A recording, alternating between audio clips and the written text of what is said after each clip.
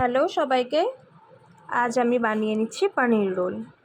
তাহলে চলো রেসিপিটা শুরু করা যাক। প্রথমে কিন্তু আমি ক্যাপসিকাম, পেঁয়াজ আর রসুনটাকে কুচি করে নিয়েছি। এবার কড়াইতে তেল দিয়ে দেব, আর অন্যদিকে কিন্তু আমি পনিরগুলোকে ছোট ছোট করে টুকরো করে নিয়েছি। এবার তেলের মধ্যে দিয়ে দেব কুচিয়ে রাখা রসুন আর লঙ্কাটাকে।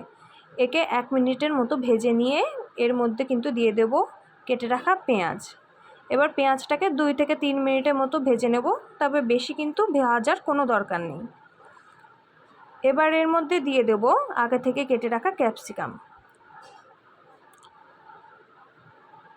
এরপর দিয়ে দেব স্বাদ মতো নুন আর কিন্তু স্বাদ মতো চিনি, আর এটাকে কিন্তু 3 থেকে 4 মিনিটের মতো ভালো করে ভেজে নিতে হবে।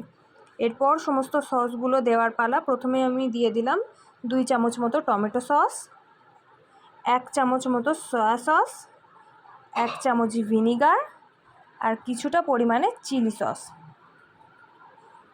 এবার সমস্ত জিনিসটাকে ভালো করে ভেজে নিতে হবে। তারপর এর মধ্যে দিয়ে দেবো আগে থেকে কেটে রাখা পনিরগুলোকে। এবার একে 5 মিনিটের মতো রান্না করে নিলেই কিন্তু আমাদের স্টাফিংটা হয়ে যাবে।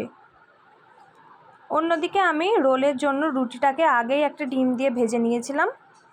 এর মধ্যে এবার দিয়ে দিলাম স্টাফিংটা। অনেকে আবার এর মধ্যে শসা আর পেঁয়াজ কুচিও দেয়, কিন্তু আমার এটা শুধু খেতেই যেন বেশি ভালো লাগে। আর একটু দেখতে ভালো লাগার জন্য মাঝখান থেকে আমি এরমভাবে কেটে নিলাম। দেখো তৈরি হয়ে গেল আমাদের পনির রোল। তাহলে আজ এই পর্যন্ত, টাটা।